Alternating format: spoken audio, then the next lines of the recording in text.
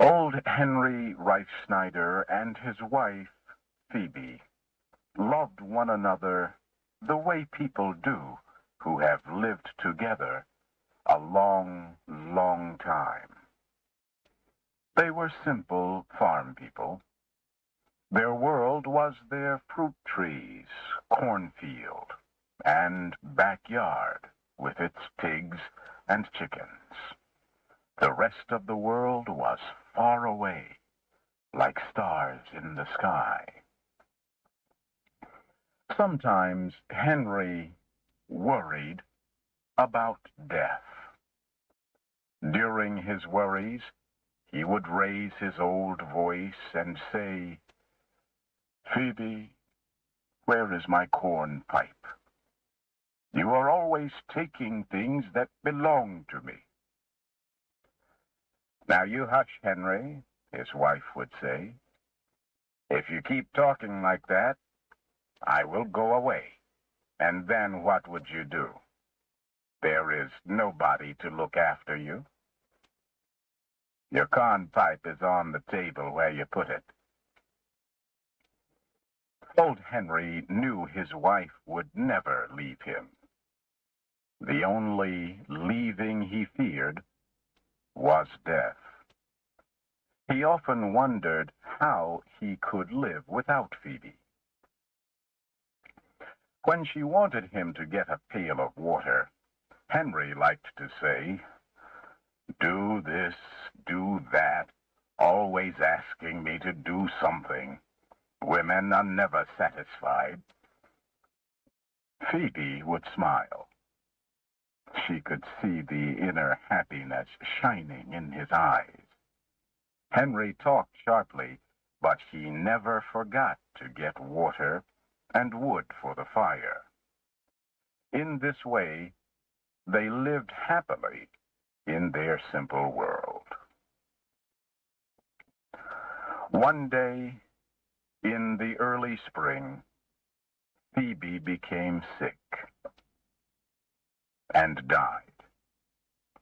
Old Henry watched them put her body in the earth. Neighbors asked Henry to come and live with them, but he would not leave. He wanted to be near the place where his Phoebe lay in the earth. He tried to work around the farm, but it was difficult to return to an empty house at night. At night he read the newspaper, but most of the time he just sat, looking at the floor, wondering where Phoebe was and how soon he would die. For 5 months he lived like this. Then there was a change. It happened one night after he had gone to bed. There was a bright moon in the sky. Its silver light fell on the old chairs and table in the bedroom. The moonlight on the chair and the half-open door made a shadow. The shadow looked like Phoebe. She was sitting by the table the way she had done so many times before. "Phoebe," he called in a weak voice, "have you come back?" The shadow in the chair did not move. Henry got up and slowly walked toward it. When he came near the table, he saw that there was nothing on the chair but his old coat. Another night he thought he saw her again. He felt a soft wind blow in the room. When the wind blew away, the shadow of Phoebe went away too. A third night, when he was sleeping, she came to the bed and put her hand on his head. "Poor Henry," she said gently. I am sorry you are alone. He awoke and was sure he saw her leave the room. Phoebe had come back. Night after night he waited. Then, one morning, he awoke with a surprising new thought. Perhaps she was not dead. Perhaps Phoebe had just gone away. They had argued about the corn pipe, and she had left the house. Yes, that was it. She was always making jokes about leaving him. This time, she had really gone. That morning, he started to walk to the nearest neighbors. "Why, hello, Henry," said Farmer Dodge, who was taking grain to market.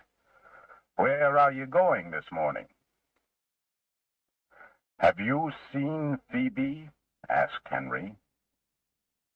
"Phoebe who?" Farmer Dodge knew Henry's Phoebe was dead. "My Phoebe," Henry said sharply. "Who do you think I mean?" "You must be joking," said Farmer Dodge. "You cannot be talking about your Phoebe." "She is dead." "Dead? Not my Phoebe. She left me this morning while I was sleeping. We argued about my corn pipe last night, and that is why she left. But I can find her. She went over to Matilda Race's farm. Yes, that is where she is." Henry started to walk fast down the road. "The poor old man is sick in his mind," Dodge said to himself.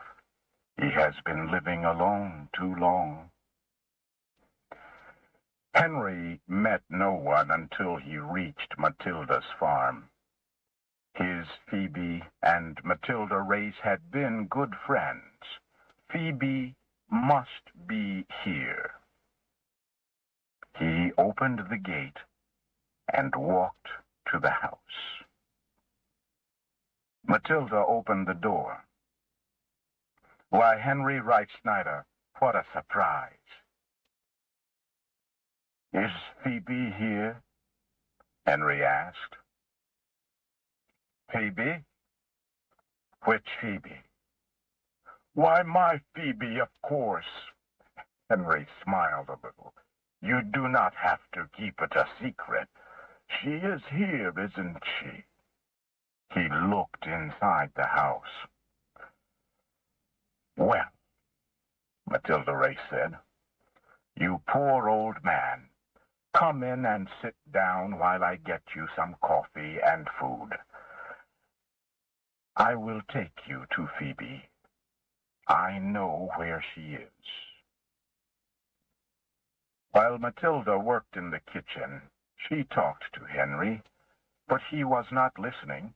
He was thinking about Phoebe. He decided she was not there. "I will go now," he said, getting up. "I think she went over to the Murray farm." Then he was out on the road again. It was like this for many weeks. Every night he returned to his house to see if Phoebe had come back. Soon, everyone in the area knew old Henry and answered his questions. "I have not seen her," they would say, or, "No, Henry, she has not been here today." It was in the 7th year of looking when Henry came to Red Hill. It was late at night, and he was tired and sleepy. Years of walking and very little food had made him thin. After a while, he fell asleep, with his head resting on his knees. When he awoke, it was still dark. moon shone brightly through the trees. Henry saw a light move across the road. It danced through the woods. Was it Phoebe? He jumped up. He was sure he could see her in that light. Yes, there she was, the young Phoebe he had known many years ago. Suddenly, he remembered her young beauty, her warm, friendly smile, the blue dress she had worn the day he first met her. "Phoebe," he called, "have you really come? Have you really answered me?" He began to feel young and strong again. He ran to follow the moving light. Then a soft wind blew through the leaves, and she was gone. "Phoebe," he cried, "do not leave me. Please, please stay with me." He ran as fast as his old legs would go. When he came to the top of the hill, he looked down into the valley of shadows below. Tears of happiness came into his eyes when he saw Phoebe again. Yes, there she was, down in the valley, smiling up at him. She was in the same blue dress. She waved a hand and seemed to say, "Come, come with me." Henry felt the strong pull of a new world where he and Phoebe would always be together. He gave a happy cry. "Wait, Phoebe, wait! I'm coming!" The next day, some farmer boys found Henry at the bottom of the hill. His body was broken. There was a soft, happy smile on his face, the same smile he had known when Phoebe was alive.